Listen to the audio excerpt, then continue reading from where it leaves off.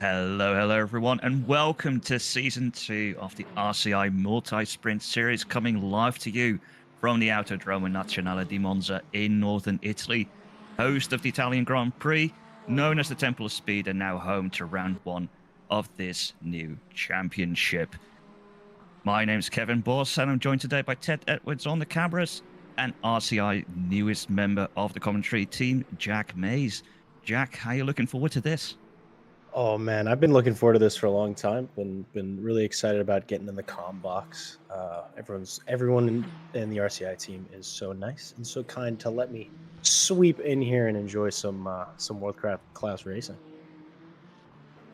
So we're already into the qualifying of the hypercars. The GT3s have already gone out previously, and we'll have a look at what they did in just a little bit. At the moment, Merrill is leading with a 134.151, with Ryan Gill 0.7 of a second behind, with Perol just in third. And here we see Ryan Gill, and that looks to me... Is that a custom livery? Can't say. It's Proton competition, my mistake. I thought we'd have our first view of a custom livery since they've come out to LMU, and the first time we've been able to use them with RCI. We see Perol has taken P2 away from Ryan Gill with only 0.373 behind Hugo Merls. But yeah, we see Billy Octane go a little bit too deep there into the second chicane, and that will ruin his lap there. Yeah, it looks like he caught a bit of dirty air that pushed him deep. Slowing down big, heavy hypercars can be exciting while in dirty air. And here we have a car, one of our broadcasters' favorite, the Cadillac, the number 2 of Miguel Martins, going through the Parabolica, as we'll have a full onboard here of a lap of Monza. Going past the start-finish straight, heading towards turn 1, which is of course very known to cause quite a few incidents in lap 1 in nearly every race you'll come across. Brake here just after the 150 board. Quick right, quick left. Little bit of a lockup there. Might lose him a little bit of time, but it can still be caught later in the lap. Here we come into the right-hander. That's the Curva Grande, which leads into the second chicane, which once again is a heavy braking zone where a lot of stuff can happen in lap 1. Once you think you're safe, well, think again, because there's another heavy braking zone into this second chicane. Leaning on into the first of the 2 Lesmos, just a slight tap on the brake, maybe shift down 1 gear, back on the throttle again for this short straight into Lesmo 2, which brings us then on the, slightly curved straight towards the Variante Ascari, which, like the other 2, very known to cause their little issues for everyone, especially if it's still lap 1, everyone bunched up. Hard braking as you just go under the bridge, quick left, quick right, and another quick left again onto the final back straight, which will lead us to the Parabolica, one of the fastest, longest right-handers you'll see in sim racing here. Quick tap on the brake, in he turns, and this looks like it's going to be a personal best here for Miguel Martins, as we see him come towards the start-finish line, and that brings him from 9th to 8th with a new time of 135.281. It's looking pretty tidy on board. A couple stabs at the steering on entry into the Parabolica, but overall, good looking, good sounding. Definitely good sounding. It is very nice to hear that V8 roar. I've had the pleasure of hearing that car in real life at Spa-Francorchamps, and yeah, that is a lovely thing to hear. So we've just seen Lee Kettle go past the timing board, but yeah, no improvement for him on that previous lap in this number 8 Toyota. Everybody's been enjoying the sights and sounds of the Cadillac, but whenever the LMH Valkyrie comes around, I think everybody's gonna forget the Cadillac even exists. Nothing quite matches V12 Fury. Everyone loves a screamer, but here we have Hugo Merrill, currently P1. His fastest time of 134.021. Looks like he's already improved in Sector 2 with a personal best as he crosses the line with a new 133.997. And now he's even further ahead of Perol, now 0.467 and still 0.275 ahead of Ryan Gill. Things are looking reasonably tight, and from first to fourth, only 8 tenths of a second in between the two. And on Monza, that's a lifetime. On Monza, that's a lifetime. As I said previously, it's known as the Temple of Speed, one of the fastest tracks we have in Formula One. And also, then, of course, here in the World Endurance Championship with LMU as Artyom Kasyanov comes out of the final corner towards the start finish line. He improves to a 136.276, getting him to 13th. The 94 Peugeot just jumped all the way up to second, only 27 hundredths behind the Well, that 99 is Porsche. that's quite the improvement there from Louis Kearton, who was very strong as well in season 1 of the multi-sprint series. As we now look once again with Miguel Martins, seems like he was just a bit off his own personal best there in Sector 1, currently through Sector 2. And I went into the practice server myself just before the server opened, and I can tell you, even though the ambient temperature is not too bad, the track temp is very high. There we see Zeno van Driesche do his pit stop practice already, because with the time that we have for the race, everyone will have to do a pit stop. We see Miguel Martins also stopping his lap there, bringing out the yellow flags temporarily, and that seems to be the end of qualifying. Love seeing these cars on absolute maximum attack, just attacking the circuit. And here we now have a look at the LMGT3 field as we couldn't see them previously. Klaus Naring taking pole position there with a 149.054, followed by Joe Dorber, Matt Townsend, Wojta Rybecki, George Koga, Carlos Calatayud, Tibor Roskam, Rob Franke, Donais Ibiza, and Joshua Neuhardt. Then in P11, we see Mike Redford. In P12, Jack Bedonga, and no time set by Peter Varga, Zach Vermaak, or Chris van der Linde.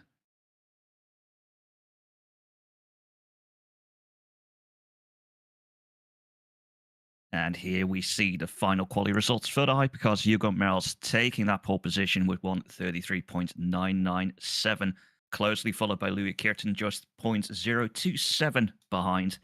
In third, Hugo Perol, then Ryan Gill, Peter Roche, Jan Jo, Nicolas Keller, Miguel Martins, Zeno van Driesche, and Billy Octane rounding out the top 10.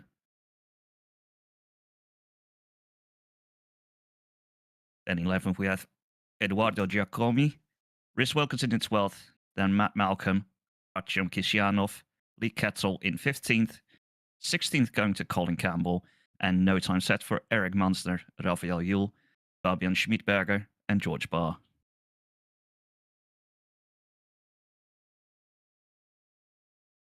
Well, in season 1, Anna Chaplar took the hypercar on this from Barnabas Vaiskas and David Pettig, with Christopher Strepe beating Klaus Naring and Ryan Gill to the LMGT3 Championship, as we're running here through the starting order on your screen. From the top 3 in hypercar, none of the 3 are here. So we're definitely going to see a new champion this season here. And from the GT3 field, Christopher Strepe is not here. Ryan Gill has moved to hypercar, and Klaus Naring has already taken pole position in LMGT3. So let's see if he can take the GT3 championship this time round, now that Christopher Strepe is not here. And we'll also see how Ryan Gill will fare in the hypercar class. Jack, now that we've seen qualifying, we've only seen the hypercars, but we all know Monza.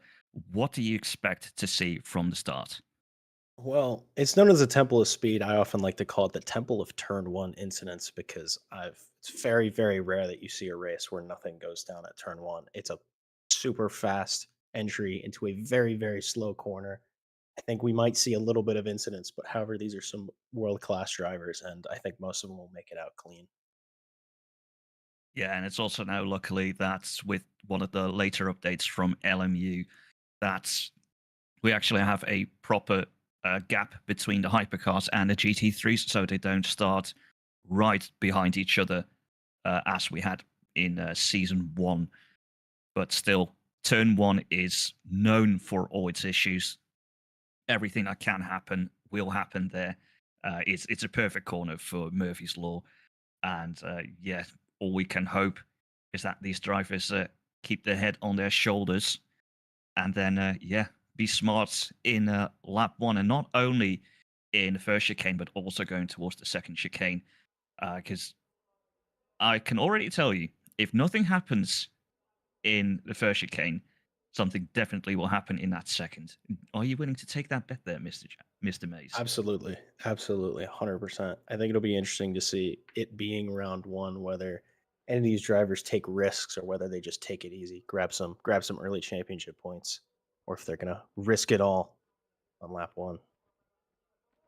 Well, history has showed us that usually in the earlier rounds of a new championship, people are not too sure what everyone else does, and it's basically everyone hot lapping every lap. Doesn't matter if there's a car next to them, and it's usually when we see the most incidents.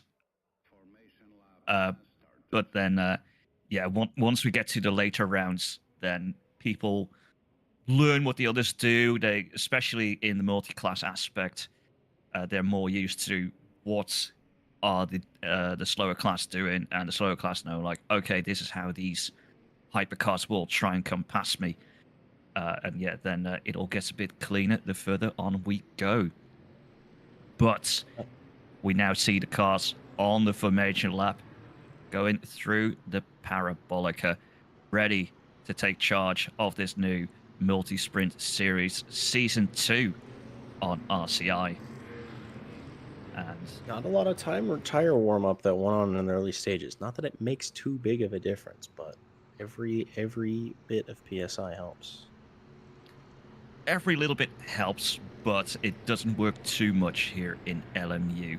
But we're about to see the green flag go, and that is green. They are go. We've already have a penalty for someone, I've just been told, as we now see at least a little bit of a gap between the hypercars and GT3, but they're three wide going Let's at the see top how of the this field, shapes up. going into turn one, and we already see a guy go straight on people mounting the curbs, trying not to hit each other. And that's Ryan Gill having to go straight on, and that will lose him quite some positions because he won't have the speed to fight against that Porsche there. We're looking here with Peter Roche now in P3. Yeah, looking to It try was and a make a move. fabulous start from the 51 Ferrari. I'm not 100% where they were. They were on the inside of turn one on that three wide move, and is now just running away with it on this lap one. Yeah, it's just a bit of good positioning there, but we now see Klaus Naring was now in P16, being able to keep that pole position that he had in the LMGT3 field into the race. But we do see a hypercar there in the midst of all these LMGT3. So something happened to that hypercar. We're not too sure what happened there. But yeah, that's also one of the issues, that if you have an issue, that is Zeno van Driesche in his custom car there. Bit of the Belgian colors representing his country. And also in 29th, Eduardo Giacomi. He, I've just been told we have a lot of people in the pit lane. So whether they are just not taking the starts or if something else happened to them, one of those two things. But that is lap one done and dusted. Hugo Perol now going towards the first chicane with a little bit of a gap already, just over a second to Hugo Mels and Louis Kirten, who are nose to tail.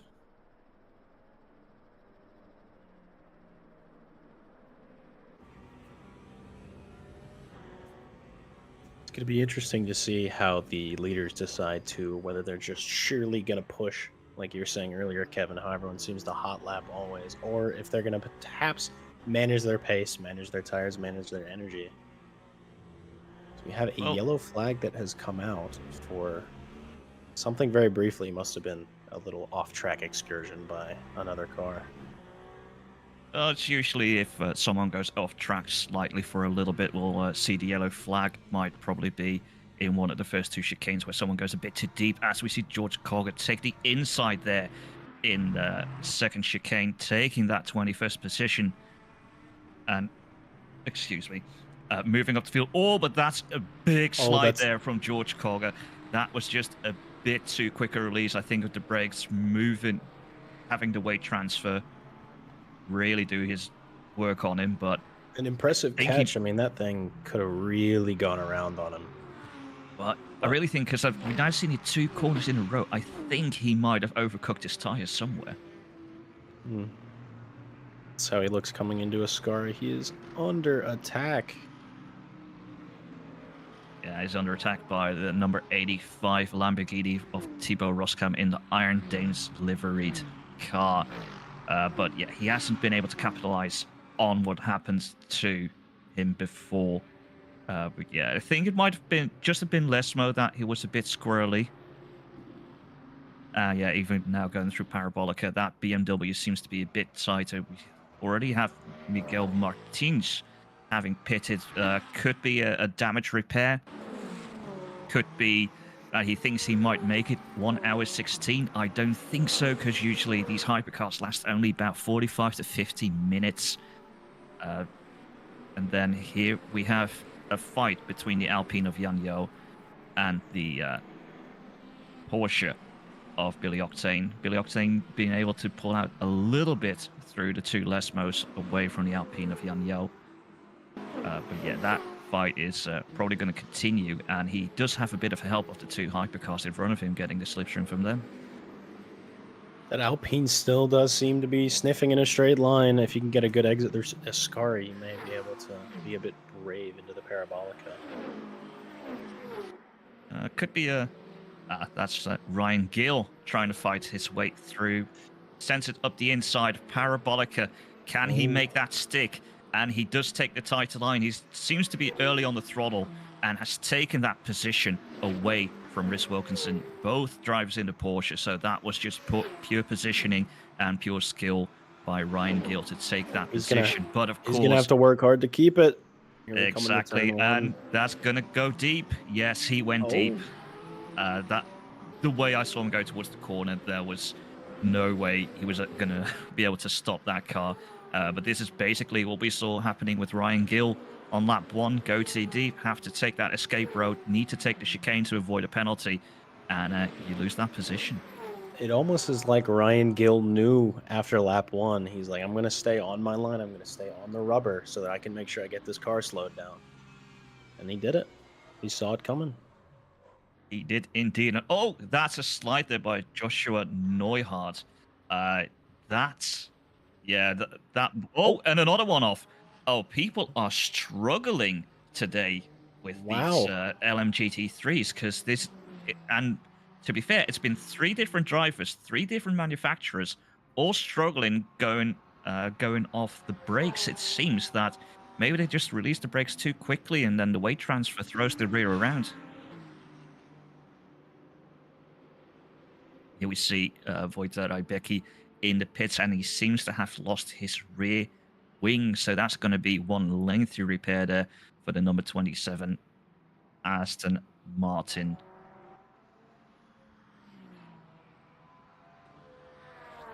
I know you were mentioning that the track temps were a little high. I wonder if people are either struggling with their rear tires or, as you're saying, just being a bit too quick on throttle release and just having that weight transfer spin the car.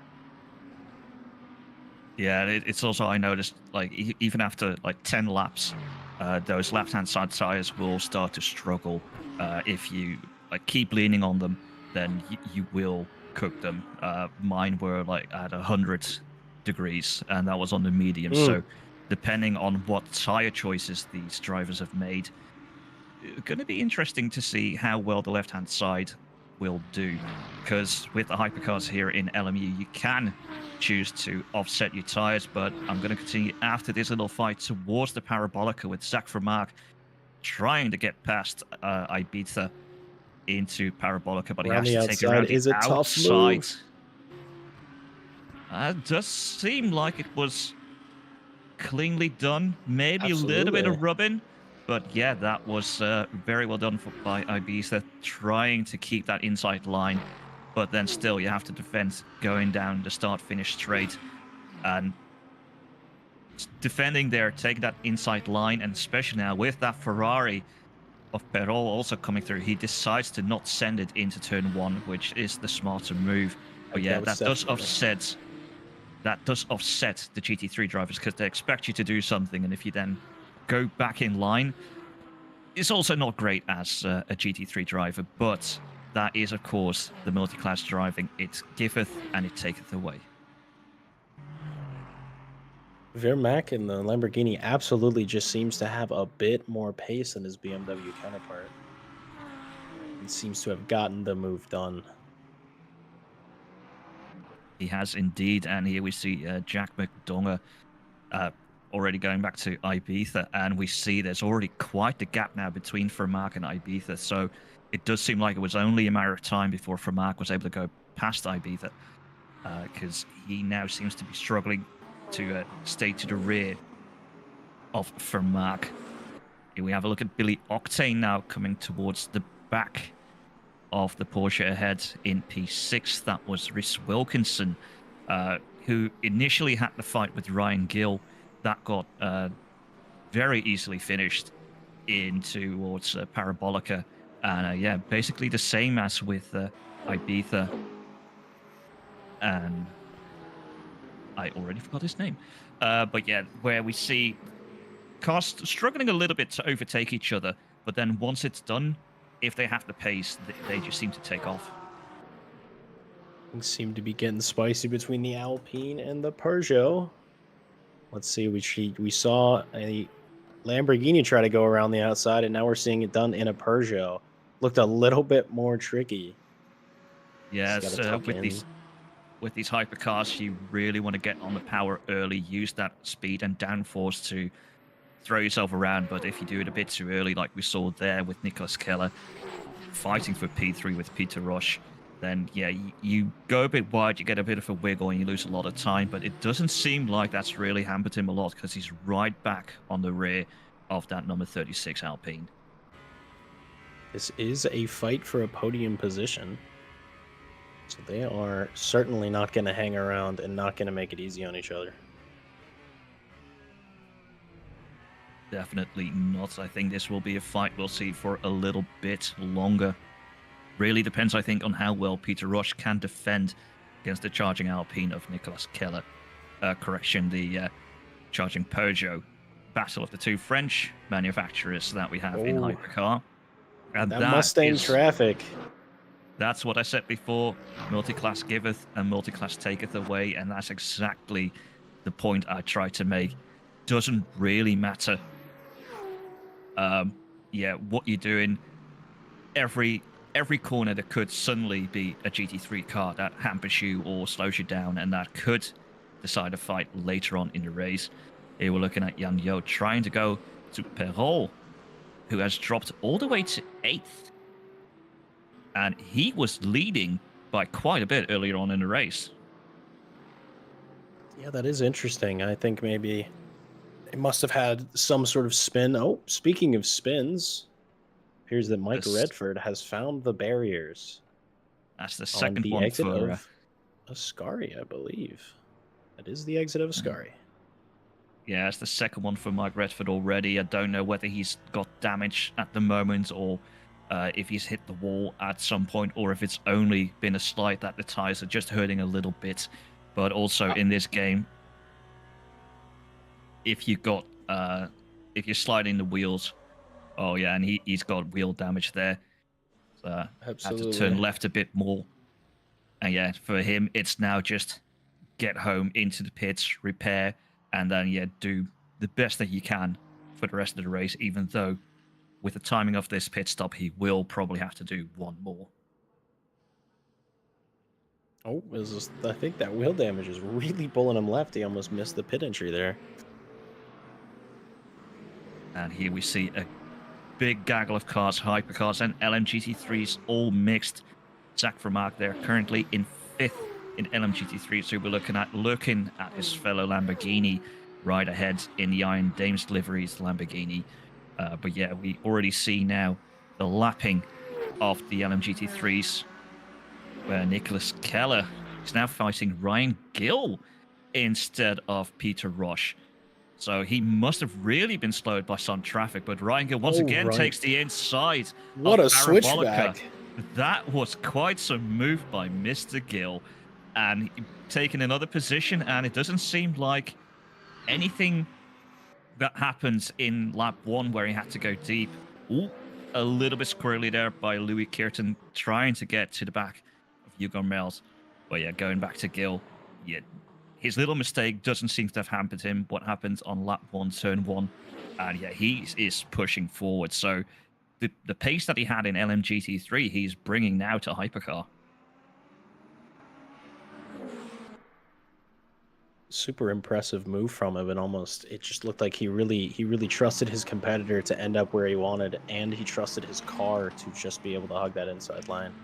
We see a Toyota going a bit deep into turn 1, having a bit of a perhaps issue with one of the sausage curbs spinning the car around. That looked a little bit more like quite a lockup and then spinning around because of that, but Lee Kettle's already going on once again. Also having a look at both the YouTube chat and the Twitch chat. See Mike Redford coming in not last, but best livery goes to me, he says. Yeah, it's very nice to see some of the custom liveries already making their way onto the screens here at RCI TV. And then also talking about what just happened. That never happened to him. Guess he's talking about spinning there at Ascari. So yeah, that was sad to see. But we do keep looking at all these battles, and this is that was maybe not the smartest idea by Miguel Martins, trying to squeeze past the BMW to try and keep up. And this is really what multi-class racing is all about. You might think you want to push through, but sometimes it's just better to slot in behind, lose that 1 second rather than try and gain the 1 second and lose a lot more. Absolutely. But as you know, as a fellow driver, and when you're in the heat of the moment and you're chasing your competitor ahead of you, you are only wanting to maximize every single corner, and sometimes it's tough to back it out. Yeah, it's definitely, you need to teach yourself to think, well, slow is fast sometimes, but here we see Zach Vermaak trying to go past Thibaut Roskam. He's got the inside into the first chicane, and looks like, yeah, before they make the the left-hand turn, he's already had the job done. That was quite the move from Zach Vermaak, quickly moving up the field in LMGT3. And we're going to see these next couple of corners whether Zach Vermaak is able to just drive away, or if this fight's going to continue corner after corner. Well, we saw before when he passed the BMW, I think that was of Ibiza. The moment he got past, he took off, and we already see now they're not even half a lap further, and he's already a second ahead of Thibaut Roskam. But in both classes, we see quite the gap already between some of the leaders and the chasing pack. In Hypercar, it's within a second between 1 and 2, but then 13 seconds to P3, and Klaus Noring has just taken a 7-second gap to Joe Dorber in P2. And yeah, then just over a second, Carlos Galata, Eugenie Aston Martin, and then once again, an 11-second gap to P4 and 5. And Lee Kettle is not having a good day. Spun again, but this is quite a precarious little situation because he needs to reverse that car without being a danger to the other drivers. It's interesting that he must have maybe dipped the wheel in the gravel to spin it on the exit like that. But ultimately, that is not a happy position to be in, where you have to reverse onto the circuit with cars flying by. Well, he's made a good decision there, being able to just reverse a little bit. I've just been told why Miguel Martins went into the pits early, because he had a penalty at the race start, but still coming back to Lee Kettle. Good thing that he was able to just reverse a little bit without getting onto the racing line, and then turn right on the grass and turn around safely. And here we Absolutely. once again see Yan Yo glued to the back of the Porsche he's trying to overtake. And Lee Kettle is not having a good day there. Just grabbing off of the track. That car is broken, and I think he'll just, very slowly try and get to the pits. He's going to try to limp his way maybe back to pit lane, just take an extra long stop, get that car back in racing shape. But it's going to be a long and lonely drive around the inside of Parabolica. Yeah, it's just a shame for all these drivers that have had all these issues this early on, with this race being 1 hour 20 minutes in length compared to our usual 1 hour races. Correction. Yeah, and 1 hour races.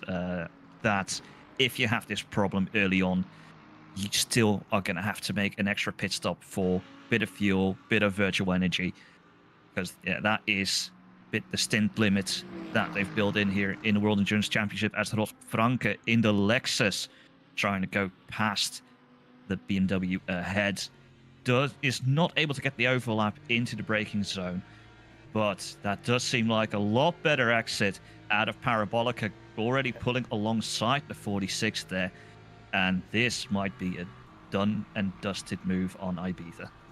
Got a really good squeeze on the power much earlier than that BMW, and is just able to take that all the way to turn 1. But Ibiza Racer is trying to get back that position, taking the inside, forcing Rob a little bit too much to the inside, but that's probably just avoiding action because he didn't think they'd make it, but he keeps the position for now. We'll also have to see how much of a track limit warning the game gave there to Rob Franken, because doing something like that will get you some of a penalty. It's not the same as you have in ACC or iRacing, because one track limit could be 0.25 of a point. So yeah, it's in that sense a bit more fair in how much you cut the corners compared to some other sims. I'm actually extremely new to LMU. I've watched a couple of races, but never actually driven on the sim, and it seems like that's a good change from other games where, you know, the most minor infraction shouldn't necessarily still be worth a cut, for instance, quite like we just saw. But yeah, it does look like Adonis Ibiza is right back to the rear of Rob Franke, a battle of the Dutchmen here at the Autodromo Nazionale di Monza, going towards Parabolica. But we've seen what Rob Franke can do on the previous lap, squeezing that throttle perfectly to get the run towards the start-finish straight. But now that Ibiza doesn't have to take the outside line, or actually just a little bit with the hypercar coming through, we see if maybe Rob Franke can pull away from Ibiza, or if the slipstream is going to be enough that he can do a move again on the inside of turn 1. Yeah, they definitely seem to have an extremely equal exit out of that corner, and now it's just down to perhaps bravery on the brakes and slipstream, but Ibiza still just decides to tuck in and wait this out and see if maybe there'll be room for another safer move later down the line. Yeah, we've just passed the 1 hour to go mark, which is the normal point of where our races start. So this is where the drivers are more used to drive in the RCI weekly series. So yeah, it's always nice when we do something slightly different in competitions, because it keeps all the drivers on their toes, makes them think instead of just waltzing into the car, driving, and then just having a nice leisurely drive. Nothing's ever leisurely about Monza. It's just so quick, but as we've seen in multiple other cars, it can be so punishing if you just go a little bit over the line. As Louis Kierton really is just wasting no time clearing the GT3 traffic. He's hoping to maybe scrape that gap through and catch up to the leading 99 Porsche. Yeah, we do see that he's lost a bit of time now to Hugo Mels. because he was like 0.8 and it's now 2.2. But we see it all throughout the field that you need to be nice to the GT3s because you can't just send it on the inside because you'll lose even more time. But here we now see the fight between Billy Octane in P7 and Hugo Perol in P6 in the 51 Ferrari. And this could be what Billy Octane was looking for. Trying to get that slipstream now towards turn 1. He is very close, only 0.1 of a second. Perol takes the inside line. Billy follows. Who will take the inside line? And it seems like Billy just decides to back off to maybe get the better line through the first chicane. Early on the throttle, and yeah, he's still so close to the rear of that Ferrari. Following that close is definitely a bit sketchy at times, but they both look composed. They both look great. They're both seeing a little bit of traffic as they're entering the second chicane. Yeah, like especially through the chicanes, if you have to wait for the GT3 to go through, that you can't use the pace of your car, then it really feels like you're slowing down so much in these hypercars. But yeah, everyone has to deal with this. It's not just you this lap, because as we see, there's still 56 minutes to go. This fight continues, as do a lot of other battles up and down the field. I see the battle between P1 and 2 in the hypercar class is that gap has shrunk significantly over the last lap. Maybe it was an issue with traffic for the 99 or it's just sheer pace of Louis Kierton. Louis Kierton is a very fast driver, but as we see now, P6 and 7 go through some of the GT3 field, it would be, you can take it that it might have been a little bit of traffic. We've seen massive gaps already between P1 and P last in LMGT3, so traffic is everywhere on this circuit at the moment.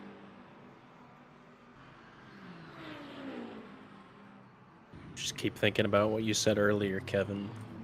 The slower classes giveth and taketh away.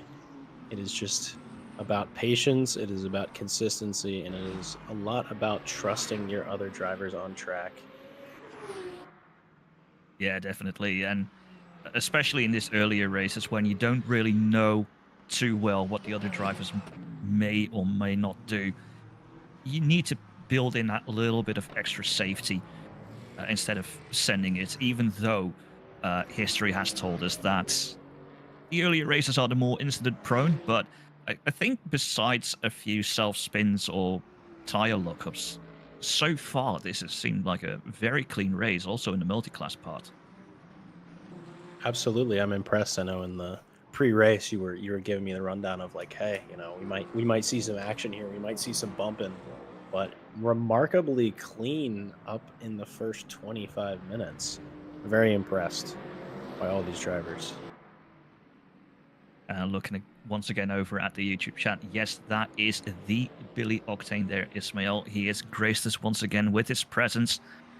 This time, not in the Alpine, which he showed us driving in a last time round.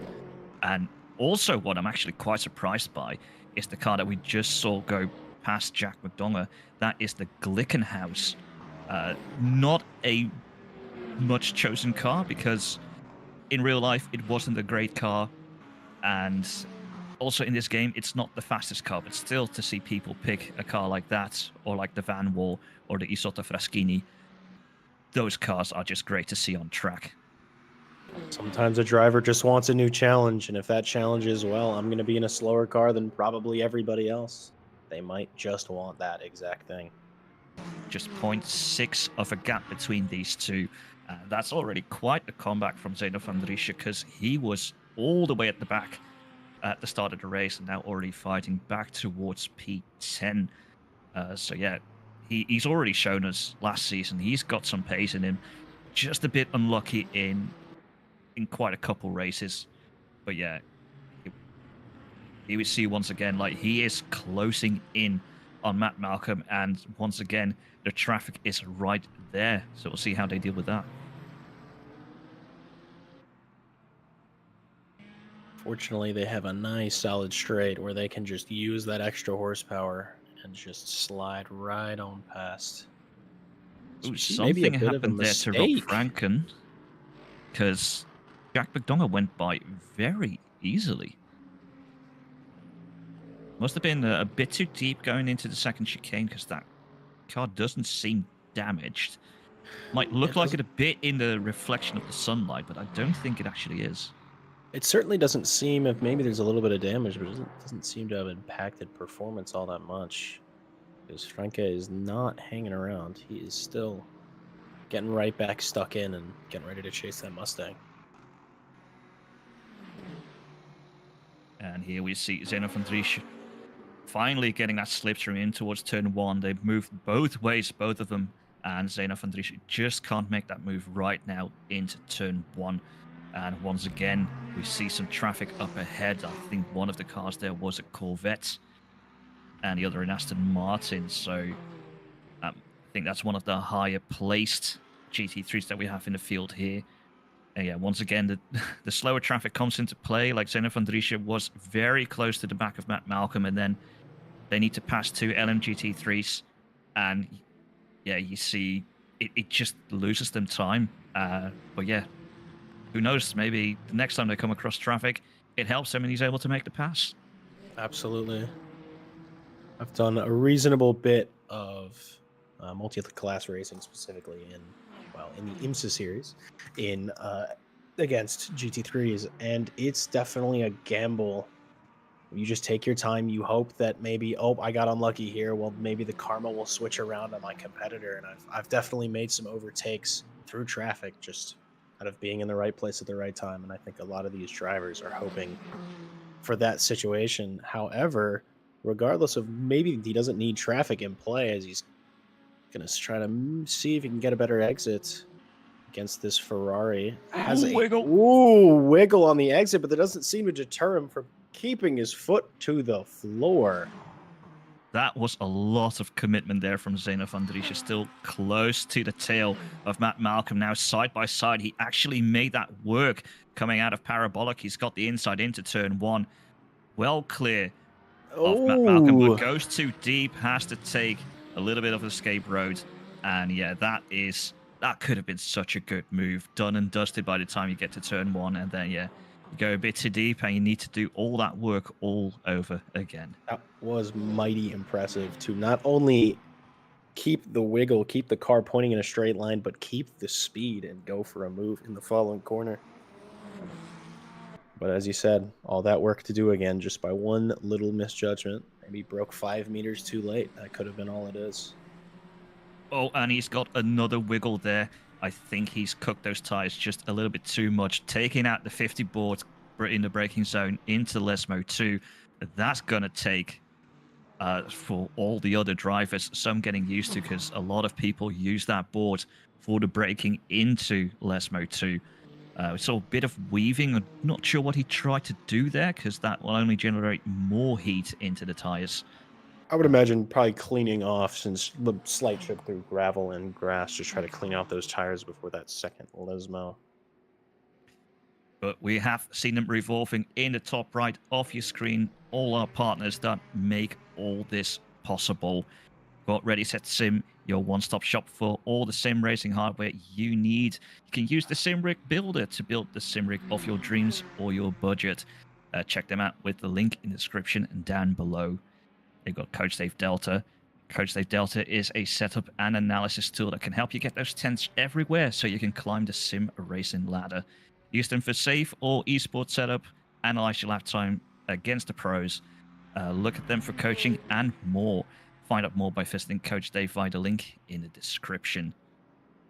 Greenman Gaming, save money on your PC games with Greenman Gaming, where you can get your game codes with some nice discounts, including on new game releases. Have a look at their fantastic prices in the description. Motor Racing, a well-known wheelbase and wheelmaker with quality direct drive hardware that doesn't break the bank. They've even started selling some flight sim gear.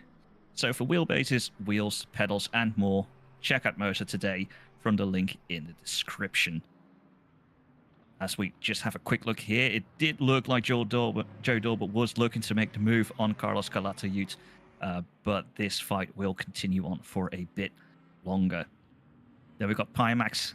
They deliver class-leading clarity and resolution with its current range of VR headsets. If you ever wanted to start your journey into the VR realm, look no further and learn more how you can get a discount today by visiting the link down below. And a special thanks to Motorsport UK for selecting us as a recommended esports community. It shows what we do here at RCI, and to see that recognized by Motorsport UK is just fantastic. So to them and all the rest of our partners, thank you.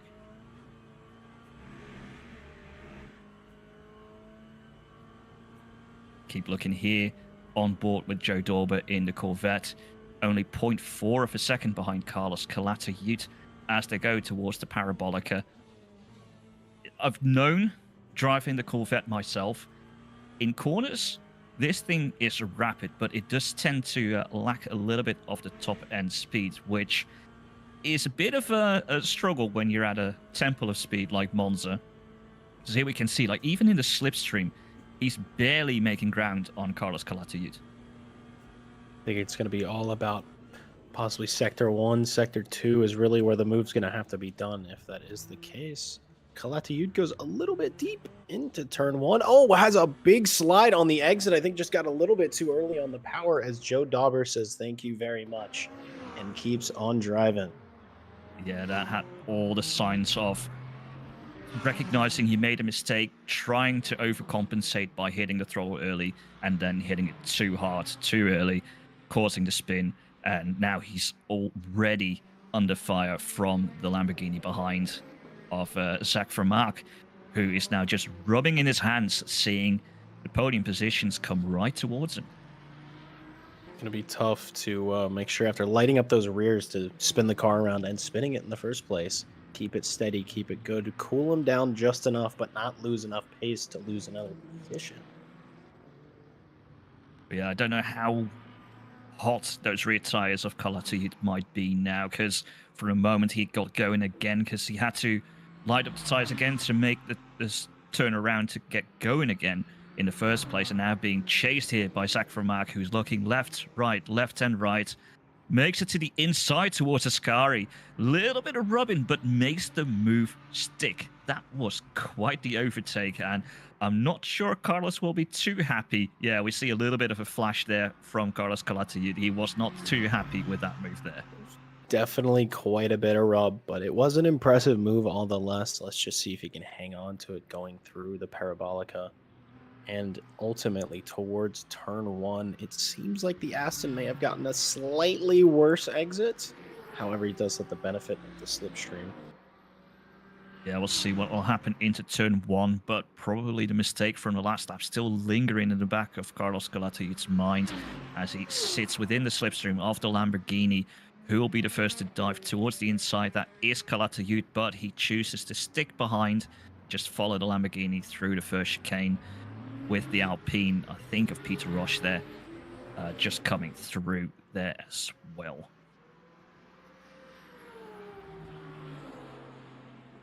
Nearing the halfway point of the race, and I'm really looking forward to seeing what happens during the pit cycle. See a lot of shifting of places and see if there's any sort of differing strategies. I mean, most drivers, I would imagine, are going for more of a 50-50 stop, but we will see in the next 10-15 minutes. Well, that's actually the funny thing about Le Mans Ultimate is that in most sims you would go for a 50-50 because that would be the faster way. But in LMU, because of the way the pit stops work, it's actually faster if you just go for 100% of fuel and virtual energy at the start of the race, and then just fill up what you need in the pit stop, because even if it's just for 1 or 2 laps, it takes quite a few seconds extra to fill up those extra percentages of virtual energy, which is the real one, the big one that costs you the most times. Here we have on screen the virtual energy left in the hypercars, mostly just in the lower percentages of the 10s, though we do see Matt Malcolm and Giacomi at 8%, so they will be the first ones that will have to blink to make a pit stop Sadly, we cannot see them for the LMGT3s, even though they do have virtual energy as well. But yeah, it's definitely coming towards the pit stop time, as we see here with the leader of Klaus Naring in LMGT3. So yeah, also they are looking towards the end of their virtual energy stint, though from experience, we'll see the hypercars go in first, and followed by 1 or 2 laps later by the LMGT3s, as that was a Peugeot off in the gravel, though we do see our first hypercar of Matt Malcolm and Ibiza in the BMW LMGT3 blink first for the pit stops with 41 minutes and 47 seconds to go. This is about that halfway point, and from here they can go to the end, but having to fill up more than the guys that will pit later, they will lose time in this pit stop. It's interesting to see a LMGT3 already going ahead in boxing, given everything that you have been saying about the ideal pit strategy. But we'll see on the turnaround. Maybe Ibiza will gain track position as others are going in if they can keep their pace consistent. It also depends on if they change tires, because in this championship there is a limited tire set amount of tires for both quali and the race, where there's just 8 tires available, so basically 2 full sets. So it could have been that he started qualifying on tires and started the race on the same tires. He used a little bit too much of them and decided to go in slightly earlier to get those fresh tires and then just make it to the end. So we're now on board with Mr. Ryan Gill. The tires should usually last for 2 full stints. So, and that's Rhys Wilkinson off in, I think, yeah, that is the first chicane. Probably made a lockup in the braking zone, spun round, and now he'll have to deal with slightly hot tires. It seemed like that's really the only way you're going to go round in turn 1, is if you lock those rear tires, which is surprisingly easy to do if you really hammer on the anchors for a low-speed corner. Well, we do have to remember there is no ABS in these hypercars, so yeah, if you brake that a little bit too hard, then you can definitely lock those tires. As we see Hugo Merles, who was in P1 before the pit stop, now blinking first in the battle for P1. Even though we did see him being pulled back a little bit, it doesn't lose you time here in LMU. Now looking at Ryan Gill coming towards the back of Peter Rush. This is now a fight for P2 on track, P3 net. So yeah, this is for podium positions, so we will probably see quite some defending here by Peter Rush, but we do see a bit of a difference in the energy left between Rush and Gill. It looks like Gill will have to pit at the end of this lap. Rush could probably do another lap, because I saw when it's in practice earlier, it's about 4 and a bit %, if I remember correctly, per lap. That was in the Lamborghini hypercar. So we're going to have to see how much defending Rush will do, or if he's like, oh yeah, sure, go ahead, don't let me lose time. But he was blocked a little bit there by the Porsche, and Ryan Gill will now have a good run towards the Scari. Absolutely, it's what we've been talking about all race. The lower classes giveth and taketh away. You get unlucky in one corner getting caught up, and your rival just might take a bite. So let's see if Ryan Gill can get enough of a slipstream to maybe hold behind him going around the Parabolica. Usually would be thinking about turn 1, but as you said, will most likely be boxing this lap. Well, the big question is, will Peter Rush go into the pits this lap? He has a very wide line, and he will continue for another lap as Ryan Gill pulls off into the pits. Oh, that was a big lockup going in. Hopefully, he didn't speed into the pit lane, because that will be either a drive-through or a stop-go penalty if he went in too fast. We've also seen Louis Keirton go into the pits, so we'll have to keep an eye on where he will be in versus Hugo Merles when he gets out of the pits. And we have a new overall race leader. The 36 Alpine, simply just having a bit more fuel, taking it a bit longer than his rivals, come down and box this upcoming lap. He definitely will. So yeah, he's still current P1 on track, P3 nets. But yeah, once same as with P1 and P2 between Mills and Kirtan. Have to see where they end up. Though it does look like Hugo Morales has already gone past Louis Kirtan into P5, currently on track. Louis Kirtan, he should be out of the pits already, but it says that he still has 2%, so I don't know what happened there. Might be a little bit of a bug on the timing tower. But yeah, here we see him out in P7. Yeah, looking at the energy here, it's updated now. He's got 77%. So yeah, he just had to put in a little bit less. That would have saved him time. But yeah, something happened on that in lap versus the out lap of Hugo Merles that Hugo has had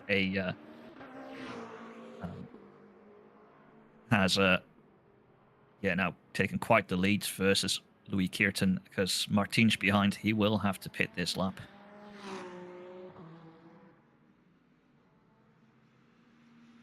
Seems that it's taking a couple of moments for the overlay to update to the correct amount of energy, whether that's a bug, whatever. Looks like it's waiting for the first timing line of Sector 1 to update.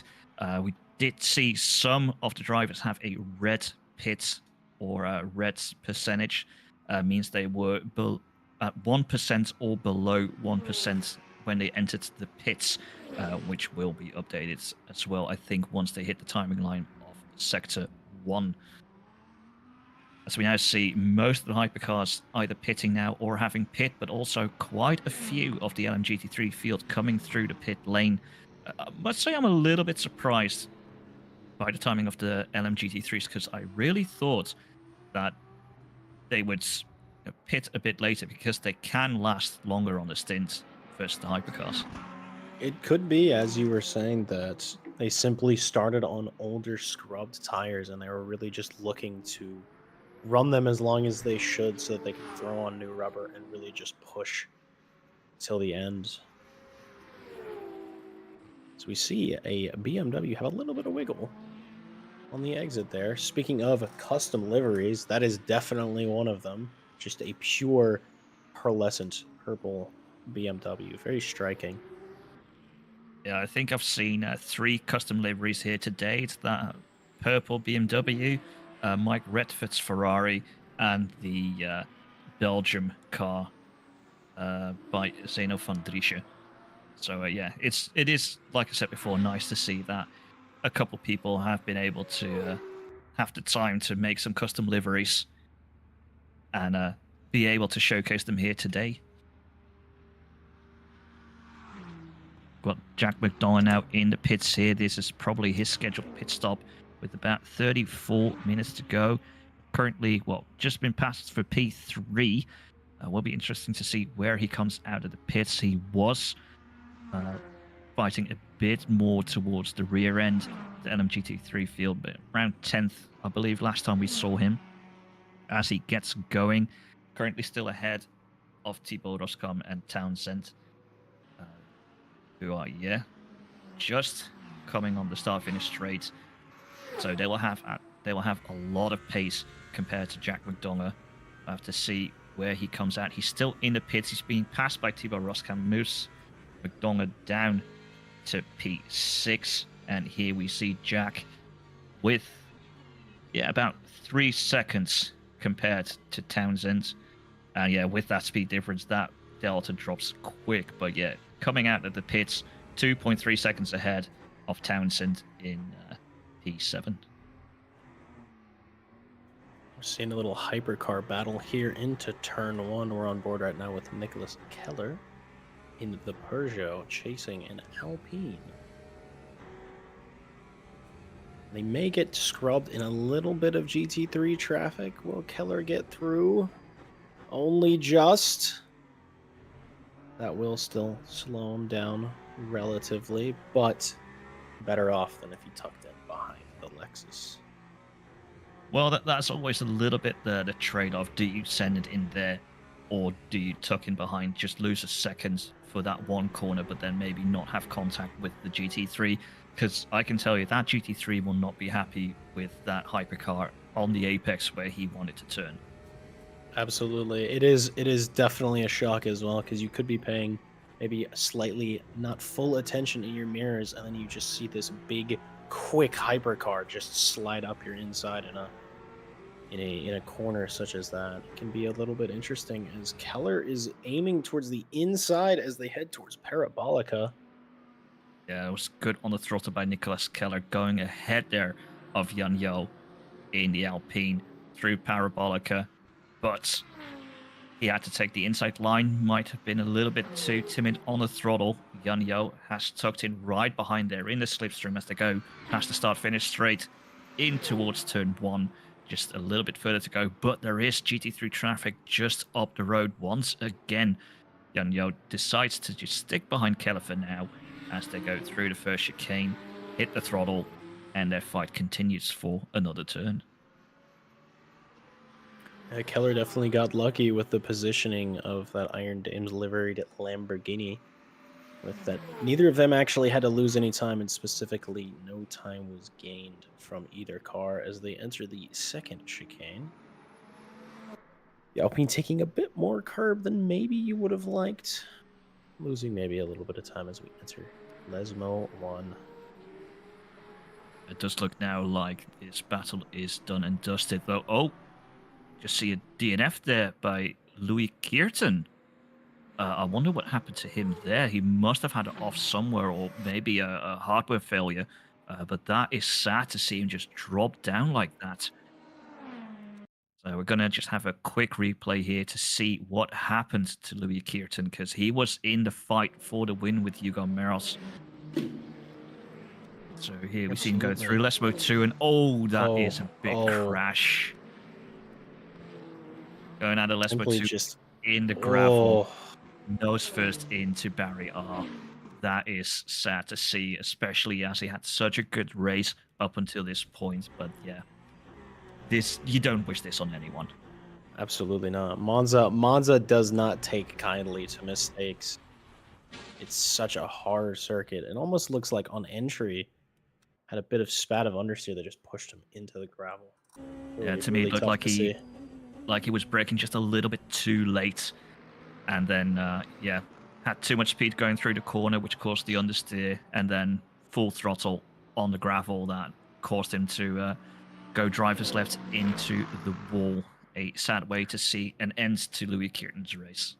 However, good news if your name is Hugo Merrill, because your chief rival in this race is now out, and you have a clean 30-second gap from you to the next car. Yeah, this is now becoming a leisurely Sunday drive here for Hugo Morales as Ryan Gill goes around the outside through Ascari, hits a couple of the anti-cut curbs, bounces around, and continues now on his quest to get P3 in this race away from Hugo Perol, who has actually very well fought back, as he was down in like 7th, quite a bit back at one point, I believe. So yes, he's had quite a good race. Yeah, he was leading the race after turn 1, but had some sort of incident and found himself, I believe, 15 seconds behind the lead on lap 3. And seeing this, and that must have been a spin by Keller. Spin at Parabolica. Yeah. It's a bit interesting to see. It was close to Yan Yo, so I'm not sure whether that was contact or not. But yeah, definitely a spin there. Heated up tires. That's not going to be great for the coming couple of corners, and losing that position to Yan Yo again, which he will have to try and fight back if he can catch up. And there was also, I think, a bit deep there from Mike Redford in the Ferrari, having to take the escape route there. So yeah, even though there's still half an hour to go, we see drivers definitely struggling, maybe still on the old tires, maybe having taken fresh tires at the start but overused them now in the race. Yeah, it's going to be interesting to see how they cope with the rest of these hot temperatures for the rest of the race. Yeah, they would ultimately be if this was last season, 7.5 minutes from the end of the race. But joy of joy, gentlemen. Looks like you got another 20 to do.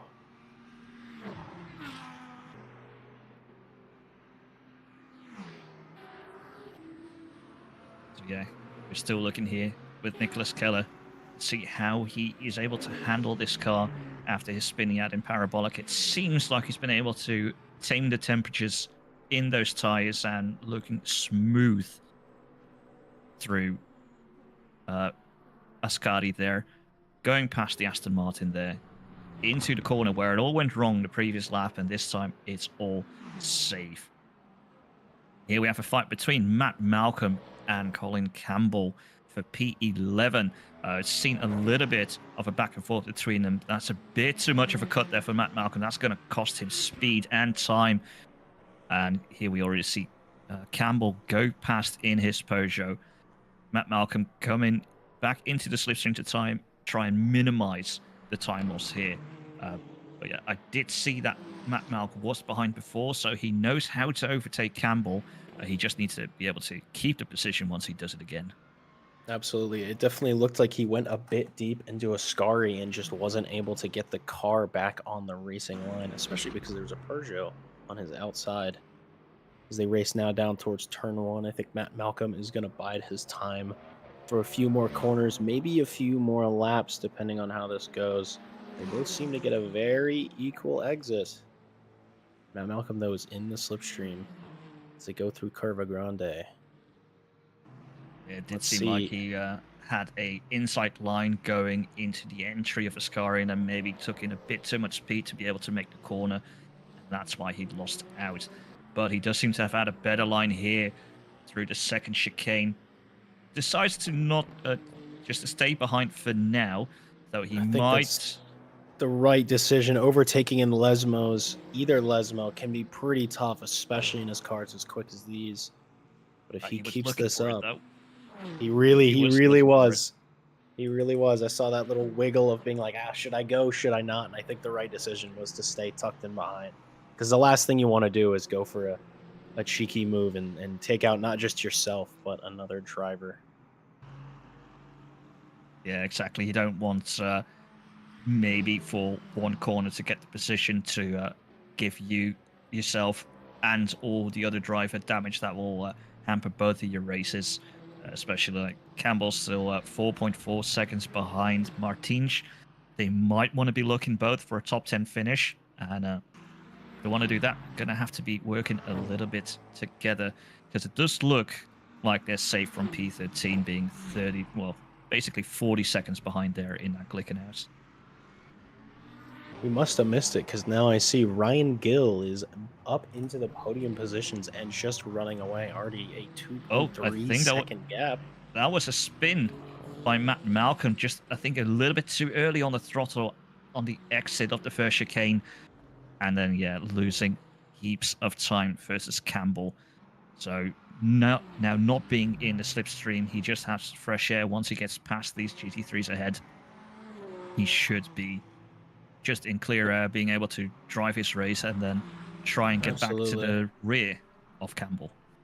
Yeah, I think sitting behind another car like that, especially for that long, you get a little frustrated. You maybe get a little bit impatient, and you're like, all right, I got to maximize every single exit, and just overdid it slightly.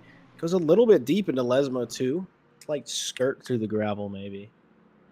Matt Malcolm maybe just needing to get a little bit stuck back in after that spin. It is tough after a mistake like that to come back around and keep running your race. Yeah, maybe just a little bit of overdriving the car, trying to claw back the position, and also a bit wider on the exit of Ascari. So yeah, maybe just trying a bit. Whoa, that was quite the move around the left-hand side of that Lamborghini. I think neither he nor the Lamborghini expected that move.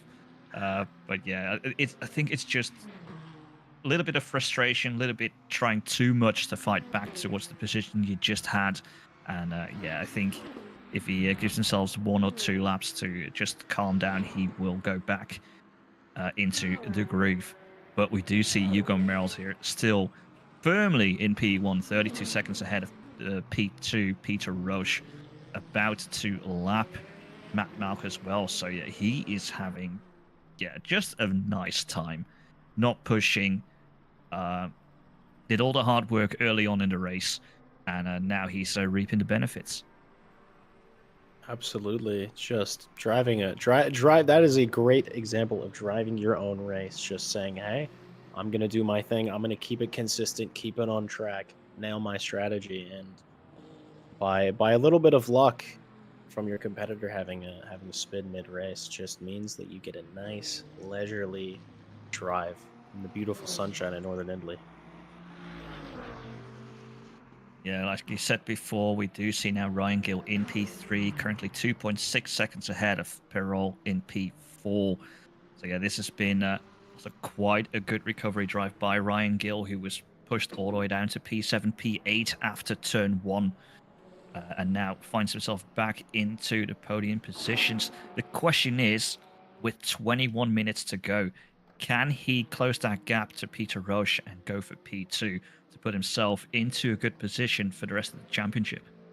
I mean, Ryan Gill has really had impressive pace all day today. I think it's just going to be a mixture of really maximizing the rest of the race as far as lap time and also maybe getting a little bit lucky with traffic, getting clean through, and maybe Roche ahead will just get a little stuck for a couple of corners. He may be looking for a late race fight. And I must shout out another driver that we haven't seen too much of this race. We saw him a bit at the start, but Billy Octane there in P6. Uh, he started a bit lower. I believe he was P10 at the start. He's basically been having a quiet race, just collecting positions by other people's their mistakes, keeping his head down, pushing in with some decent lap times. Though he does seem to have Nicholas Keller soon for company, but he's also closing in on Yan Yo, so we might have a 3-0 battle coming our way soon. Absolutely. It seems that Hugo Perel has, in fact, closed the gap a bit to Ryan Gill, whether Gill made a mistake or, as I was saying, got caught up in a little bit of traffic.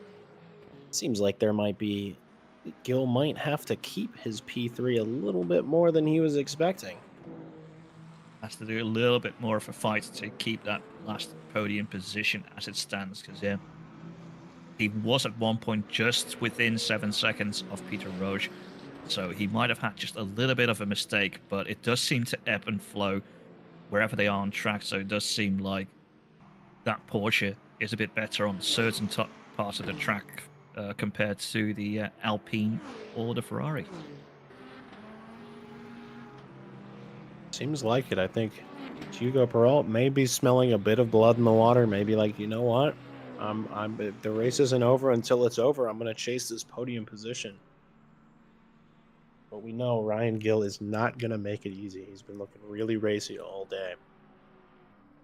Yeah, both the moves we've seen from him into Parabolica, that inside, but still being able to keep the inside line early on throttle and just spearing off into the distance on the start-finish straight has been amazing to see. We've just passed the 19 minutes to go. We've had an hour gone already. And yeah, we're now into the last 19 minutes. And there's still some fights going on. We see here with Ryan Gill and Hugo Perol getting close, and also battle for P5, which now looks to be a 3-0 fight between Yo, Octane, and Keller.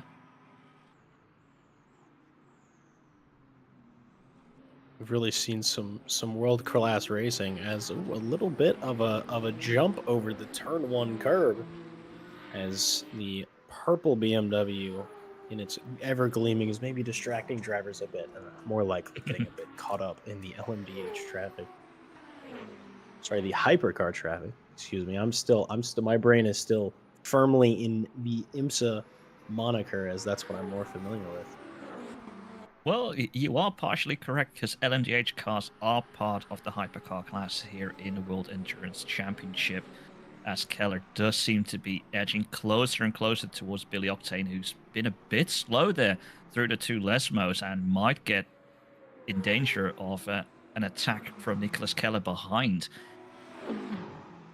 They seem to have struggled on both Lesmos, and really, it seems that Peugeot as well seems to do really well through the middle of the lap. We'll see coming out of the Ascari chicane, excuse me, whether that slipstream is enough. Come Parabolica, come turn one, that maybe Nicholas Keller might be looking for another position. But it does seem now after Ascari that Billy Octane's been able to pull a little bit away. Oh, there's a spin there by, I believe that was an Aston Martin. I can't say for sure, but heads up driving from both drivers. That you are correct. It wasn't Aston Martin, but heads up driving from both of those hypercars. I mean, you're coming around the Parabolica at not insignificant speeds, and to see that and just stay out of the way is and there we see it. Sorry, it's very close there between Octane and Keller and Yo. Oh, they must have been 3 wide going into turn 1. Keep seeing them change the position, and does seem like Octane has lost out on that battle. But now we are looking at Wojtek Rybicki being chased now by that very distracting purple BMW behind. Seems like, oh my goodness. I was about to say, as they battled through Curva Grande with the hypercar traffic coming through as well. That, thank God they were that far apart at that point, because that could have been ugly. It was definitely interesting that they decided to spread that much. I mean, I suppose if you're in a faster class car, if they make the goal for you, you may as well drive through it. Yeah, if we're now looking at the relatives, we do see the fight for P3 between Gil and Perol still going on. And I was gonna say, I thought I saw an incident on that last camera shot as Matt Townsend, he had got the move done on Rybicki, but seemed to have maybe overcooked it a little bit and is now driving without a rear wing. Yeah, that one's going to be a little difficult.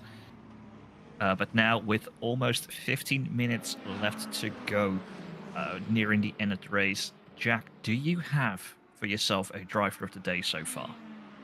Oof, I gotta say, I believe our overall race leader and hypercar leader in the 99 Porsche has just driven a perfect race all day.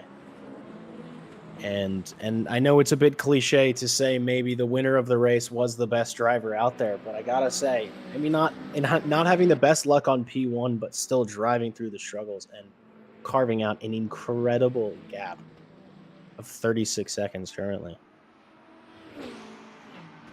For me personally, I'm looking more towards the likes of either Ryan Gill or Perol, because both of them were at the top of the field, fell back due to some form or other.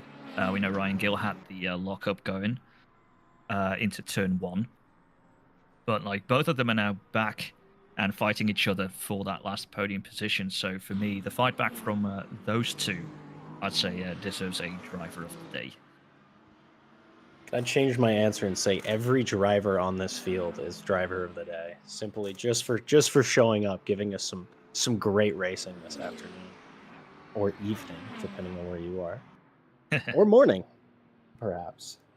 But it's truly some great racing, some great battles, more to come. We still have 14 minutes remaining in the race. We've seen some incidents, some spins, a bit of rubbing, and a lot of racing.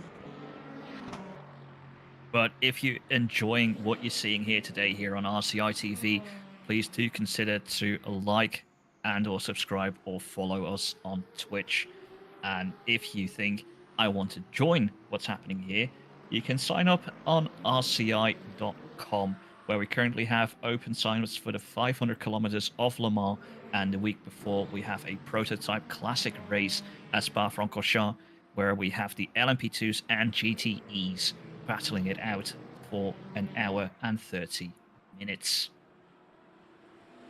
Also still going on next on Monday, which will also be on RCI TV, is round 6 of the Mini British GT 2025. You can still sign up in either Split 1 or Split 2. Just you can pick this time around whatever you feel your level is. And of course, the Multi Sprint Series is still here. If you sign up now, you will be put on the reserve list, but a lot of the reserves were able to join us today due to a lot of sign-outs. Next week on Friday, we'll be back here at Spa-Francorchamps, which will be also... oh, that's a bit deep there from, I think, Ibiza in the BMW. Yeah, that was Ibiza. And that means, I think, Jack McDonough, if he has the speed there, yes, is able to now make it past into P6. And that's a nice pass there by Jack McDonough, by able to keep it on the road proper. Sometimes all you got to do is plant yourself squarely in the rearview mirror. Sometimes they're looking at you instead of looking ahead, and maybe just make a mistake, and that's a free position for Jack McDonough, the 5.4 liter Mustang. They're 5.4 or 5.3. Exactly. Large displacement. So next week on Friday, we'll see us at Spa-Francorchamps, which will then also be a little bit of a practice, even though it's different car types for the Prototype Classic the next day. And then there's still the RSS Endurance Series, which at the end of this month will take us to a 2-hour, 40-minute race at Road America. You can still sign up for that in either the LMDH class or GT3. Still about 11 minutes to go. Hugo Merrill's firmly in the lead here in Hypercar. Peter Rush 36 seconds behind. Ryan Gill closing in on P2, but Hugo Perol still close enough to Ryan Gill that he needs to keep thinking about what happens behind. And in LMGT3, Klaus Naring has taken the lead from the start. Got about a 32-second lead over P2 Carlos Calatayud, who's being chased here on screen by Joe Dorber as they go through LMU 2. Then they've got a little bit of a gap to Zach Vermaak in P4, and then even from him, a 25-second gap to Thibaut Roscam. So, yeah, we have some close battles and we have some massive gaps as Joe Dorber goes to the inside of Carlos Calatayud into Ascari, and he does seem to have made that stick.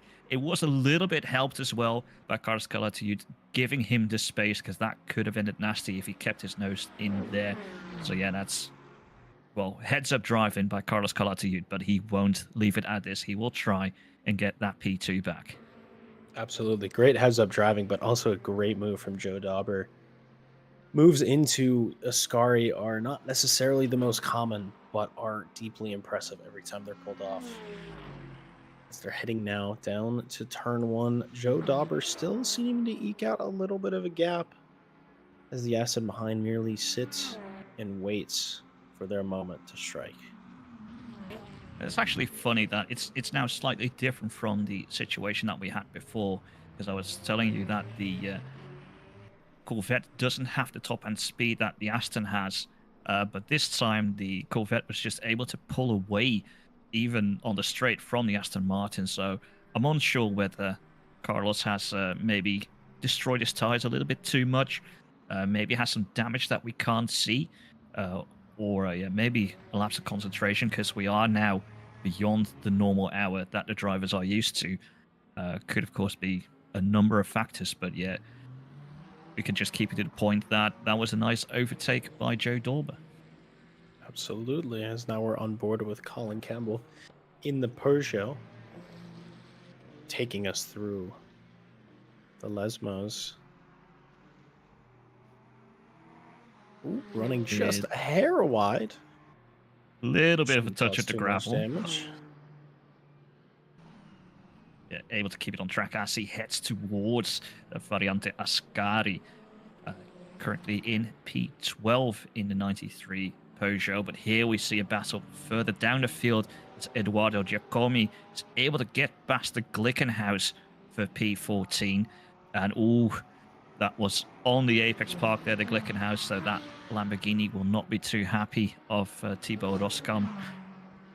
But yeah, the Artyom will have to try and fight in that 708 Glickenhaus to maybe get the position back, but I think the way we saw that overtake happen, that Ferrari is now just going to pull away, because I think Artyom is struggling in the Glickenhaus. Absolutely, chasing the toe of that GT3 car, just trying to get any extra pace that he can. As you were saying, I mean, it is a less than competitive car in some circumstances, but still driving the wheels off of it. And nobody told him that it's slow because he's still not giving in. He's still in the tracks of the Ferrari ahead, but the gap is increasing. We'll have to see how it goes through turn 1, if he's really struggling on those tires right now, and if the Ferrari can pull away. Oh yeah, that was a little bit of a wiggle there of the Glickenhaus, not being able to fully put the power down, and that will lose him more time compared to the Ferrari ahead. Absolutely. We're reaching that point in the race where whether or not you feel like relaxing, you just got to give the rest of what you have for the next handful of laps. Just cross that line, best finish you can. If there's a car ahead of you, chase it. If there's a car behind you, run away from it. Give it absolutely everything. Now we're looking at Nicholas Keller fighting Yan Yo for P5 in the hypercar class. Yan Yo was a little bit slowed down by the Aston Martin just ahead, but now they've passed him going into Les Mo's 1 and 2. They've pulled a bit away a little bit there from Billy Octane. Bit of a gravel kick there from the Alpine. Will bring Nicholas Keller closer as they pass the the Lamborghini. Oh, and that's the Glickenhaus round.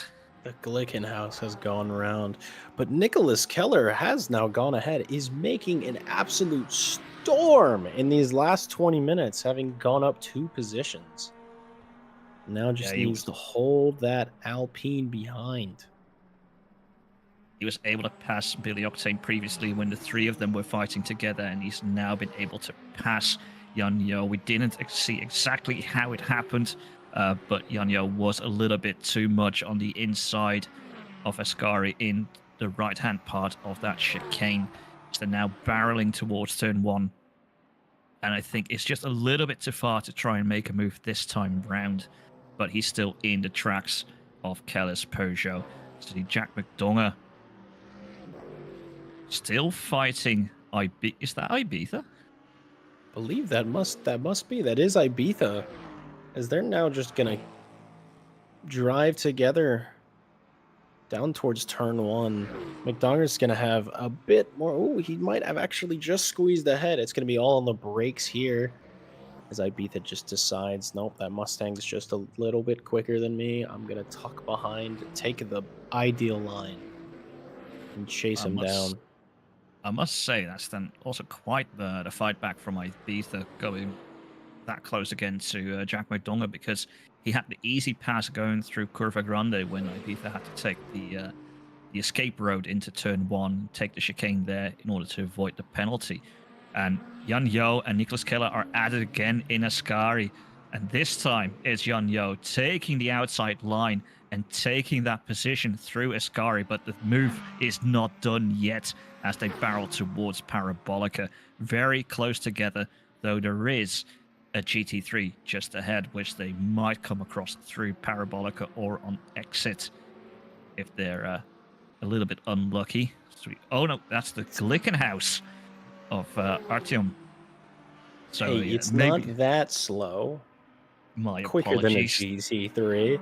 My apologies to the goat that is the Glickenhaus. Yan Yo did look a little bit quicker mid-corner on Parabolica. Ooh, but they're both getting a little bit shifty into turn 1, but Keller seemed to have the better exit, which allowed him to close up in turn 1 like that. No matter what, these two are going to fight till the absolute end. I was about to say, as are these two. Once again, Jack McDonough and Doneas Ibiza still fighting, getting very close together there through Parabolica. So yeah, both in Hypercar and GT3, we have 2 cars fighting each other, and it keeps leapfrogging each other in certain corners. I feel like we have a bit of deja vu, and we've seen this happen before as almost identically 1 lap ago. Ibiza just tucks in behind that Mustang.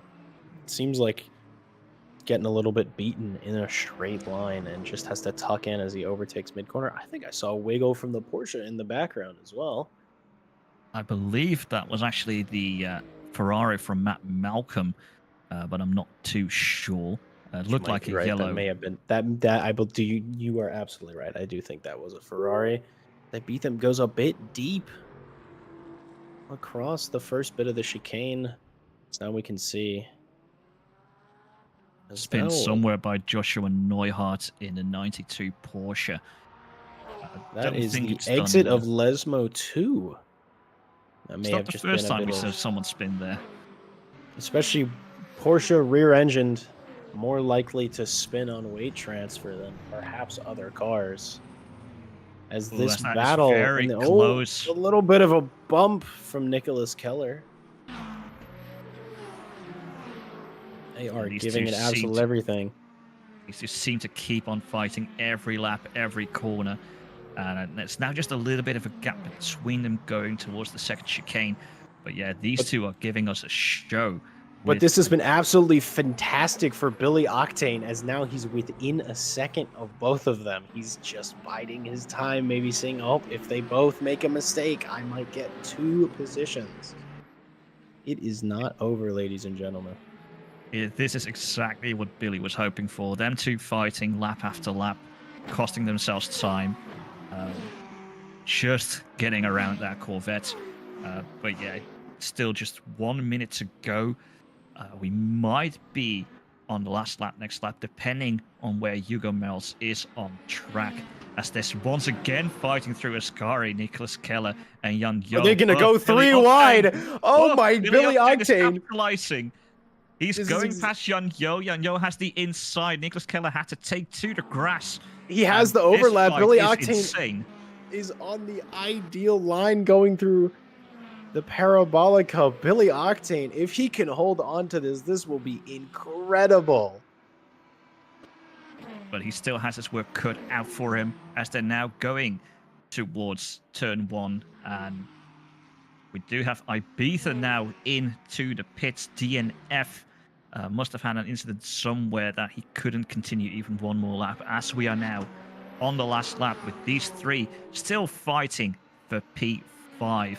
And honestly, that Billy Octane is able to get back and get these positions now on the final lap is very impressive. Simply stunning, and quite brave for him to just stick his nose in and say, hey, there's a gap here. It does look like there's one more lap for those three to go, as that was Hugo Morales going through the first chicane. So this is the final lap for Hugo Morales. 2 more laps for these three as they're fighting for P5. Just a little bit of dust being kicked up by, I think, the Glickenhaus, who's slowing down for the other three as he's being lapped, and Joshua Neuhardt has another spin into Parabolica. Not the end to the race that he was looking for. Absolutely. I imagine those rear tires are just absolutely scorched from not one but a handful of spins, and it's just a compounding issue. You do one spin, you tear up the tires. That may cause another and another and another. So we go back on board with this absolutely fantastic final fight for these 3 great drivers in the closing stages of this race. They're getting ready to start their final lap. And what do you think about Artyom in that Glickenhaus behind, having the perfect seat in the house for this final battle between these three for P5? As Hugo Absolutely. Morales will also be getting close to that race victory just behind these three. Oh, a little bit of a slide there from Jan Yo that will have slowed down Keller as well. But here we have Hugo Morales winning round 1 of the RCI Multi-Sprint Series Season 2 in Hypercar. Fabulous racing from our race winner. Now here we see Peter Roche in P2. Ryan Gill not too far behind and even closer behind Hugo Perol. But Peter Roche is able to hang on that 7-second gap, went down to 3.3, but he's able to hold on to that P2 as he crosses the start-finish line. And now with Ryan Gill taking P3, being able to keep Perol behind even when he was fully under pressure.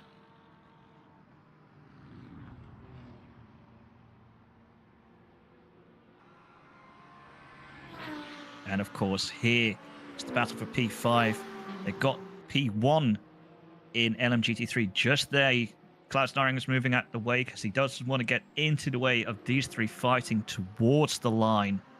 Billy Octane has just got to get this exit right for one of the greatest finishes to a race I've seen for a single driver. That double overtake crosses the line to finish P5. What a finish from these three drivers. An exceptional finish by these three. And just behind, we got Klaus Naring taking the first victory in LMGT3 here, round 1 of the Multi-Sprint Series Season 2. Just behind that, we got, well, just behind, 26 seconds behind, Joe Dorber taking P2, as Carlos Calatayud has already finished behind the hypercar leader. Joe Dorber takes P2 right here in LMGT3. That was some spectacular racing, as the number 2 Cadillac of Miguel Martins just does a little bit of celebration donuts, because why the heck not? Just having a bit of fun at the end of the race. So big congratulations to our winners, Hugo Merles in Hypercar and Klaus Naring in LMGT3. Once again, a thank you to all our partners: Ready Set Sim, Coach Dave Delta, Greenman Gaming, Motor Racing, Pimax, and Motorsport UK. I asked you before, Jack, and you thought Hugo Morales was your driver of the day. Are you sticking with that choice?